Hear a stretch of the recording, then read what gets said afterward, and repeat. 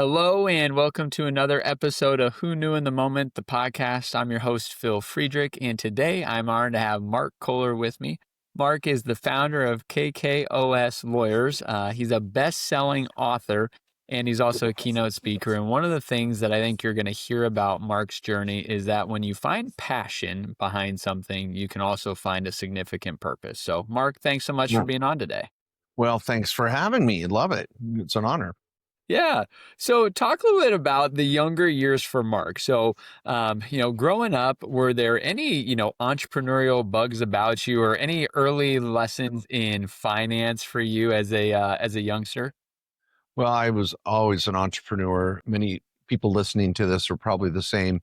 Just starting a lemonade stand and anything I could product sell on the street corner, I was trying to accept drugs. And I just loved the experience of entrepreneurship. I grew up in Washington State in the agricultural area too. So I would sell any sort of so I could just very early on knew I would be in business. My dad was a doctor and a microbiologist to be exact. And he had always hoped I'd kind of go into medicine. And when I decided to get my accounting degree and become a CPA, then go on to law school, he, lost it. And then when I started planning his financial and legal life, he was like, okay, this was meant to be. So Yeah. that was probably, he didn't know in the moment that, having his son not following him in medicine would pay off in other ways. So, but I springboarded my entrepreneurship into business and accounting, which I think is the lifeblood of business, knowing the numbers. Yeah. Anyway, that's kind of the early trajectory. I love it. Now, for you, and you mentioned it, you got an accounting degree, but you decided to go to Utah. So, what took you from Washington to Utah? And it's kind of full circle. Recently, my wife and I just bought a ranch in Utah. Very And good. so I'm headed back there again. And we, of course, inspired by Yellowstone, who wouldn't be? No. But this is a small town in Utah that my great great grandfather, grandma settled. And so we already have some cows and we're getting ready to homestead it and just, zombie apocalypse any day now. So we're Yeah. getting ready for that. But no, so well, growing up in Washington, my family, as I alluded to, originated from Utah. And so we would go there for vacations and trips and blah, blah, blah. So when I applied to school, I applied to UW and Wazoo, University of Utah, Yeah. not BYU. Hate BYU. You guys, BYU fans out there, you know what I'm saying? You got to hate the U. But so I just ended up at University of Utah, ultimately, got my undergrad in business. And I really felt, for me personally, management and marketing were more intuitive, where accounting was not. And I think Yeah. most business students would agree that's the case. Yeah. And I felt that focusing on accounting would be a difference maker for me, even though I didn't love it as much or enjoy the numbers. And I wasn't an A student with the accounting classes, but I was the class president and I had a lot of fun. And I felt that it allowed me to now hire the A student accountants in our tax law firm and accounting firms and things like that. So that's what kind of pushed me towards accounting. But Yeah. it was from just Utah family. And I just love the Utes. It's great school. Amazing. So after you get your master's in accounting, what prompted you to then want to go ahead and start down the law school route instead of starting working with the master's in the accounting degree? Well, it's always never one thing Yeah. that kind of defines our path. It was a confluence of things. First of all, I had a couple friends headed off to law school, and that was very intriguing to me. Next, I literally had a professor in my master's program that was a tax lawyer. I'd never heard of that per Yeah. se. And in John Bujeski, and people that I've talked to that have gone to University of Utah in business programs know he's a legend, since passed away. But he said, Mark, you can do everything an accountant can do times 10 with a Yeah. law degree. And I was like, huh. And so he would tell stories of fighting the IRS and going to court. And then I had my prior experiences of living in New York for a couple of years, and I loved New York City and the stories of Wall Street, tax law there, and corporate mergers and acquisitions and blah, blah, blah. So I was kind of enamored with that. And my brother was going to law school too, another factor. And he said, come join me. And I was like, all right, let's do it. So we packed up and went back to the Northwest to Oregon to go to law school. Amazing. So it was fun. Now, post law school, you and a friend, Matt, end up starting the law firm or in the law practice. So talk a little about, what inspired you guys to start your own practice and really what the original goal of the practice was.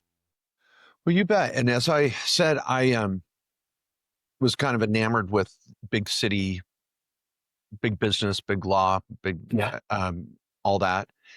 But when I went to law school, I actually started to not be so enamored with the corporate America. And my dad was a small business owner. And I started to remember the disparity, if I said that right, in New York, when I would see the wealth and the haves and the have-nots. Yeah. And it was just so stark. And so all of a sudden I realized I want to be a small business tax lawyer. Now, first of all, in law school, if you don't know this, out of 100 law students, there may be 5 that specialize in tax.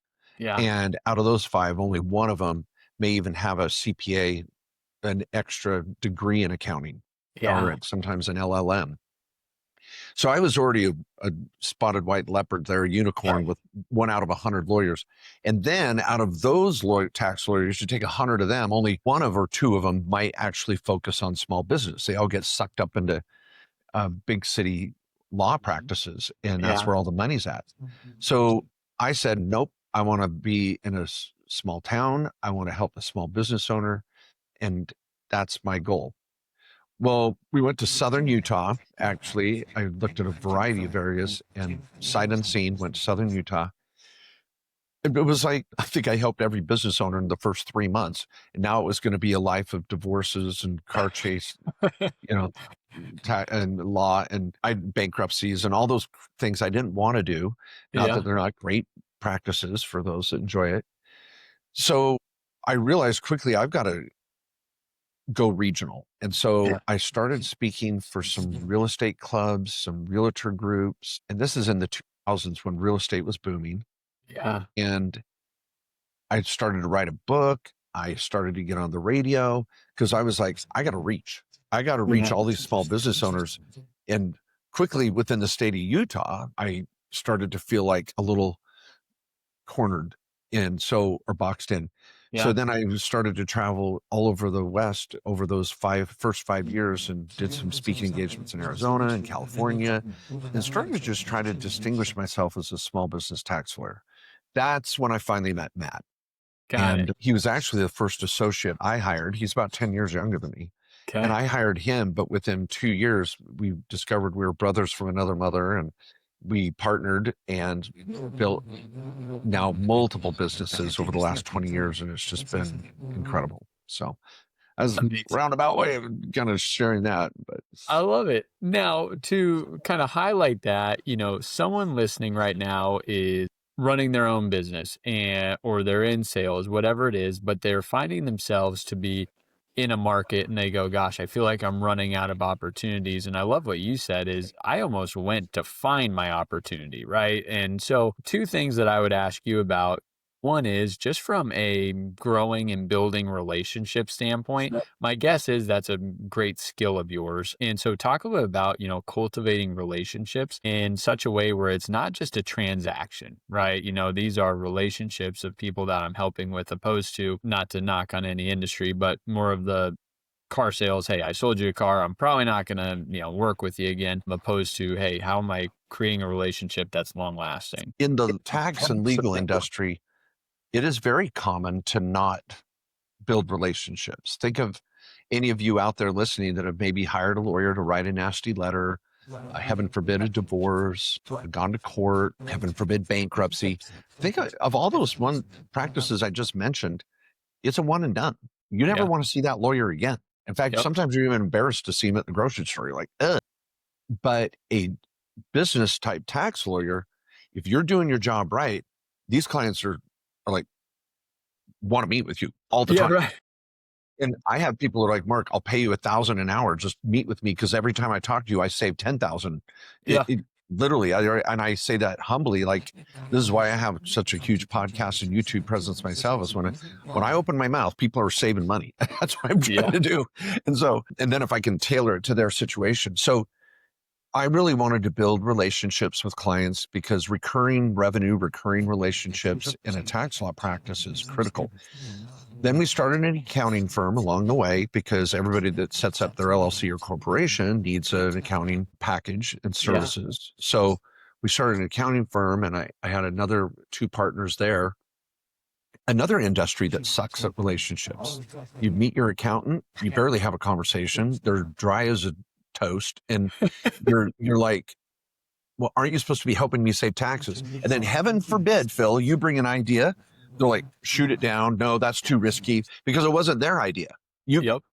And when we start thinking about it, they're threatened with ideas because if it wasn't theirs, then they missed something. Yeah. What value did they add, right? Yeah. Yeah, it's scary. So I started just over 2015, for about 15 years, we ran the accounting firm, and I learned a lot about tax advisory and being a tax advisor. And that's very different than being an accountant. And then we can talk more about that, but the mindset and the procedures to be a tax advisor are very different than anybody out there that you have a tax preparer. 2 different things. Yeah. And so I've been very focused on the advisor relationship in the last 3 to 5 years.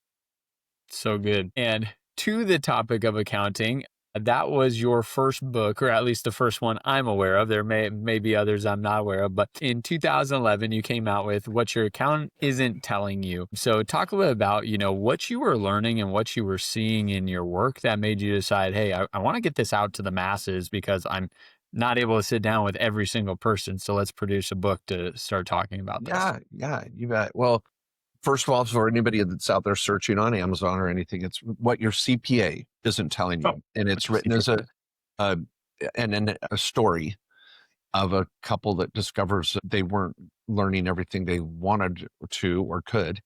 And so I tell this story, and it was really the first phase in my journey as a tax professional, because I really felt there was a lot of strategies the average accountant doesn't talk about. I mean, I could just rattle off 10 here. Maximizing your auto deduction, not being afraid of the home office deduction, travel and finding a business purpose for every travel, writing off your medical, health savings account, or a health reimbursement arrangement, putting your kids or family members on payroll, using your S corporation and minimizing your self-employment tax, using accountable plans and the de minimis rule to write off any equipment you buy, real estate and the real estate write-offs within real estate. Got to come up with 2 more. I said 10 meals, or did I say using creative strategies in the reals, like the self-rental, the Augusta rule, short-term rental. And anyway, I've got so much there. Regular basis of just strategy. I've got a couple of my books right here. I should just crack them open. But anyway, so that was what the first book was about, self-directing retirement accounts. Yeah. And so I wrote that book to really increase the technical knowledge of business owners. Yeah. That was really phase 1 in my journey. Phase 2 was then cracking the code on how to build an advisory relationship. And this is where my wife, Patty, came into play in a big way, because she's a life coach and helps midlife men and women who are burned out and don't know what they want or can't articulate it. And as accountants, they really struggle with imposter syndrome and setting boundaries, not giving away free advice, and how to open their mouth and communicate.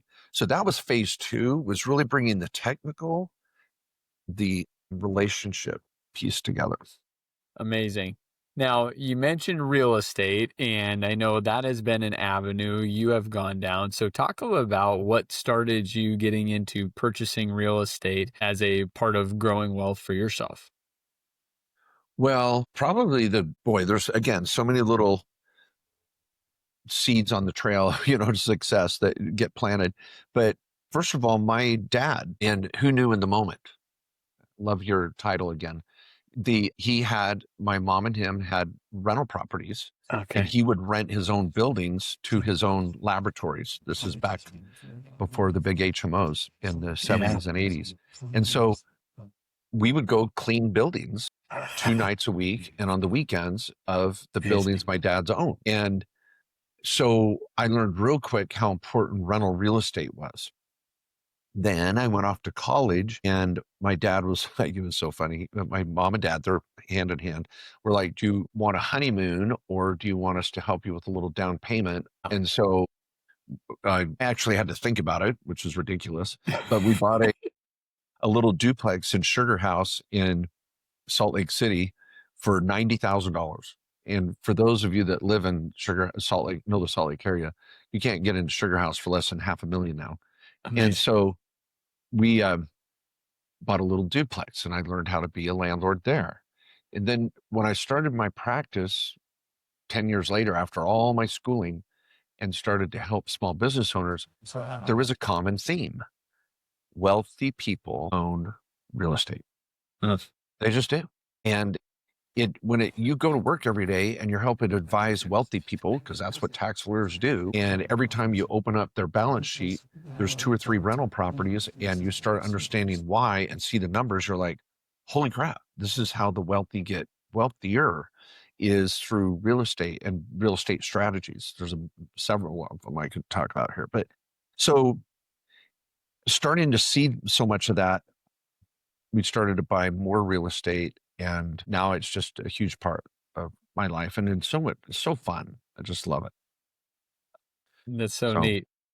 Now, as you've kind of continued to grow and build your business, a second area of building the business happened, and that was, as you mentioned a couple times, the social media side, right? Growing the YouTube channel, growing a podcast, and I think for so many people, and you alluded to it earlier from the accounting side, man. I don't want to give away free advice. Like that's something they need to pay for, and for those of you that are not subscribed to Mark's channel, go subscribe. He gives away so much invaluable advice. But talk a little bit about, starting, bringing that information out from a free standpoint and really debunking the myth of, well, if I give it away for free, I'm not going to get business. And maybe how you've actually seen the opposite be true is, hey, I've given away so much information, but it's actually ended up leading to neat opportunities for you. yeah, so much there. Well, for some people, building a social media platform or platforms is a business, and there's a lot of starry, dreamy people that think they can make a living with it, and it's very, very difficult. Okay. I have not seen social media as a business. I've seen it as a top of funnel strategy to bring business into my core services or products. So can an influencer make money out of it? Sure. And we all see that, but it's a rare situation to make it that profitable. So between my podcast and YouTube and writing books and Instagram and Facebook and all of them, I've used those to give away a ton of free info. I love to give away free info. I want accountants to give away free info, but not free advice. Mm. See, there's a difference. But if I meet with a client and start applying that free information in the format of advice to their particular set of facts, Yeah. now I'm giving away my secret sauce. Yeah. Because that's the real glue, is to take those two worlds and bring them together in a person's life and give them strategic objectives and strategies and checklists. And it doesn't have to be expensive to get those meetings or consultations, but I can't just go out to Chat GPT and get the same answers. Right. They're general in nature. So anyway, I want people to, for lack of a better word, drink my Kool-Aid and learn the strategies that I talk about and the information, And then when they want to apply it to their situation, I've got a team of advisors and support services to help them succeed. So Absolutely. Now, with that being a overarching business, right? Hey, I want to bring information in. You have another book out there, and hopefully this time I get the title right, but the Tax and Legal Playbook. you got it. Talk a little bit about what was the desire to write that book, and because that was about what, 4 or 5 years later. Yeah, there's a whole series of books. It actually started out with my first book, Lawyers or Liars, a title that I'm not terribly proud of, but it wasn't calling lawyers liars. It was talking about the industry of asset protection and the scams that are out there Yeah. and how they call lawyers liars in order to push their scams. So, and then I wanted to write a tax book, what your CPA isn't telling you. Somewhere along the line, right, a couple of years after that, someone said, "Hey, put all your strategies in one book," and I'm like, we'll try. And so that became the playbook. Let's write the playbook from a tax and legal standpoint. And then so many people come to us for tax and legal advice. They're like, well, how do you help people build wealth? Like, what do I do on day number 2? Because I may not want to talk to a stockbroker, an investment advisor. What are you seeing out there? And so I wrote the book, Financial Freedom for Business Owners, because the financial strategies you'd give to a business owner are very oftentimes different than those with the W-2 corporate job. They're going to be two different mindsets. So I wrote Financial Freedom with a great RIA, a registered investment advisor, Randy Lubke. He was wonderful. And then by then, the Tax Cuts and Jobs Act had come out. So now I had to do a second edition of the Tax and Legal Playbook. So it's been quite the journey with the ebooks to follow and calendars and workbooks and all that sort of thing. But the theory with the tax, and I have a copy right here in front of me, the Tax and Legal Playbook. I use it myself because you can't remember everything. And it's got all the little strategies and tips that you can quickly reference in 32 different chapters. And I'm just debating, do I want to write another edition? The One Big Beautiful Bill didn't make that significant of changes. It just made it more permanent, many of the Tax Cuts and Jobs Act legislation. So I've debated what to do there. Well, if I had to be a betting man, which I am, I might bet that we'll see another book at some point, but we'll leave it there. Yeah, there we go. Patty and I have one where we want to bring together mindset and business. So it's going to be good. That's amazing. Now, as you're doing all of these different things, your business has been noted as one of the fastest growing. You're in the Inc. 5000 companies. So talk a little bit about not necessarily the business strategy side of things, but growing the business. You said, hey, I've brought on multiple advisors that, kind of help me through this. I think that's a tough task, is scaling any business. So talk a little bit about, that part of the journey for you, scaling and growing that business. And once again, it's not your only business. You have others that you're operating. Yeah. And I wanted to, on that note, this is a great opportunity where I could definitely, I think, share this with all of you here listening today, a really important takeaway. And that is what I've come to discover over my career, the 4 phases of business. A business will go through. And you may have a young entrepreneur in their 20s in phase 3 or 4, and you could have someone in their 60s or 70s in phase 1. Yeah. The phases an entrepreneur goes through are very different than the phases a business goes through. Yeah. So this comes to the scaling point. Phase 1 is startup and structure, and just getting proof of product. Is this going to, and how should I build and structure this and get it launched? And some people, and I tell personal stories of, man, I was in phase 1 for 5 years with my law firm. And then another business, I was in that phase for about 1 month. It just depends on, again, your knowledge and the business idea and concept too. And anyway, phase 2 is about systemization and optimization, and systemizing, optimizing. And that's when it's like, okay, now I need to duplicate myself. I'm the bottleneck. Yeah. I want to optimize this to the point where I can start to scale, but I'm not ready to scale, but I got to get the foundation in place. I want to learn how to manage people. I've got to manage them and duplicate myself and open up the channels for phase 3, which is when we scale. So in phase 3, we go hard. And that's when Yes. we get the getting, when the getting's good. And we learn to take those systems I put in place. And now you start to become a developer of people. Mm. You can't scale without good people. You Yep. can have the best product in the world, and you figure out the system or service in phase 2. But in phase 3, you're a leader. You shift Yeah. from being a manager to a leader. And I've spent years floundering in that stage in one of my businesses, trying to figure out how to be a better leader. While other businesses, I was able to burn through that phase. It depends on, again, what you're trying to accomplish. Then phase 4 is exit and retirement, legacy. And Yeah. exiting may not be selling the business. Exiting Yep. could be managing from afar. And this is in phase 4 where you replace yourself.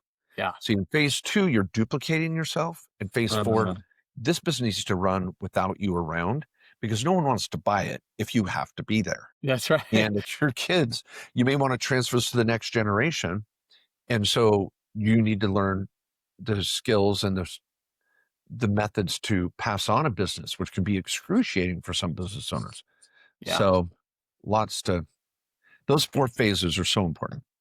I think that's good. And, a question that brings to mind for me is, I think for so many people, as they're starting a business, they find themselves good at the business, whatever it is. And in that phase 3, my question would be, do you find when you're consulting with people, or as you kind of think about that some people are better at staying in the business and hiring like a CEO to do the actual business running standpoint?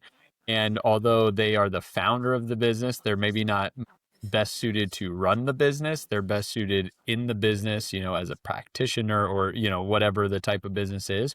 Or do you feel like for most folks, the goal should be to get to that 4th phase where you can actually exit and, bring yourself out of it, instead of, maybe hiring more of the leadership side or the actual corporate side of it?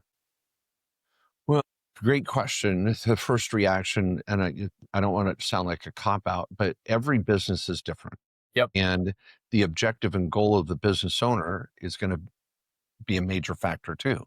I've had business owners that exiting for them is still being there every day, but not stressed about certain other aspects of the business. There was a restaurant owner I had. He was just so good, and his restaurant was so successful. He had been approached to franchise over and over again, but he would be the guy that would bring the food to the table, and it he loved that. He loved the Yeah. interaction with the patrons, and that was his business.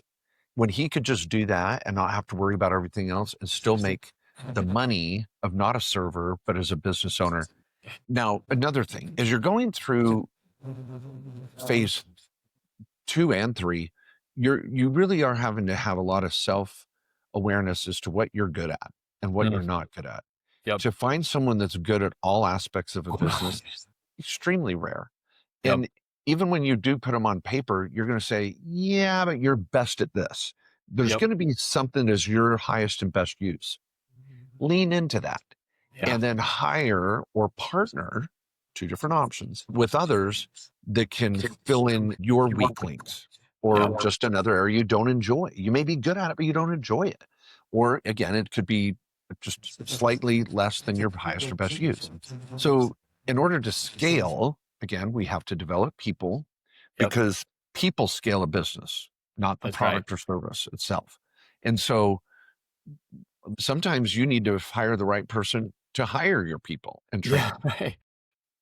So I've got a woman now in our law firm, Carmen Payne. She is our head trainer and HR team leader, and she just takes care of our people and managers and training them and developing them.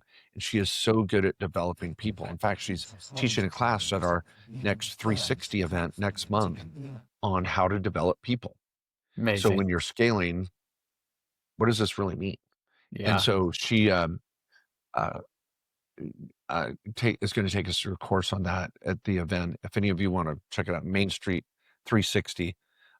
It's going to be a great event with, I think, 20 different speakers, 25 classes. It's going to be good. Amazing. Now, in phase 4, the exit stage, I think for so many folks, the issue that they can run into is all of a sudden they've built this amazing business, but they haven't either brought someone along with them along the way to be prepared to take it over, or maybe they've waited too long to try and exit the business and they're so critical to it, they're not getting maybe as fair or as much of a multiple as what they would like on a sale. So they stay around longer. And sometimes it's just the identity is so attached to the business that, man, I can't imagine my life with leaving the business. So when you're working with business owners in the exit season and phase of it, how are you kind of helping them and encouraging them to bring someone or find someone that's suitable to take over, that they're kind of, growing and developing over time and not waiting like, hey, you've had this health concern pop up and now you have to exit, or hey, you've just lost your passion for this and now you want to get out of the business? Well, I would answer it this way. Phase 4 of exit is the execution of your exit. It's not the stage where you figure out how you're going to exit. Yeah. But what I mean by that is, for in phase 3, I'm asking you, while you're scaling, what does exit look like for you? Yeah. Because we need to prepare for that when we get to that stage. Yep. We don't get to the exit stage and then say, okay, how do we exit? Yeah. We want to be thinking at least 3 years out, which we're going to need to do in a typical business sale to prepare with the proper systemization, structuring, replacement of yourself, the EBITDA calculations, learning how to add value to the business without you there, so that we know what it's going to look like. Are you going to sell it to family members, employees, a third party, private equity? Are you going to stay? And just like in our law firm, Matt Sorensen and I, we probably will never sell our law firm, but we will be theoretically in the corner office and still be able to take profit, but let the young attorneys make the bulk of the money. But we're going to still be, so our retirement is getting an ongoing stream of income for the rest of our lives. And so again, so I would tell people, the sooner you can have a reality check as to what that exit looks like for you, the better you can plan for it. I've got 4 businesses right now. And ironically, I was just saying a month ago, four primary businesses in my ecosystem right now, and each one of them is in a different phase. And I'm in my 50s. I would think I'm fairly successful as an entrepreneur. I've done very well and exited other businesses along the way. But it's not a reflection of me if I have a business in any one of those stages. There's not a success barometer because you made it to stage 4.